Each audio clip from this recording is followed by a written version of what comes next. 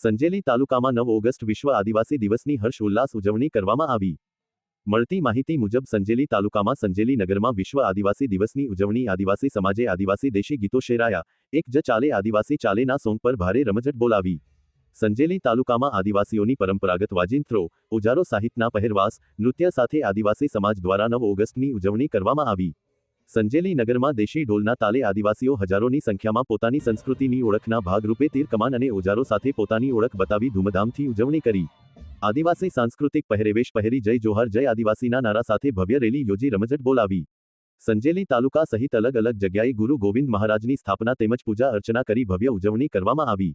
ભગવાન બિરસા મુંડાની 150મી જન્મ જયંતિ અને ભાઈ બહેનનો પવિત્ર તહેવાર રક્ષાબંધન અને 9 ઓગસ્ટ વિશ્વ આદિવાસી દિવસ અવસર બંને એકસાથે આવતા આદિવાસીઓમાં ખુશીનો માહોલ સાથે ઉજવણી કરતા આદિવાસી સમાજ દેખાયો હતો.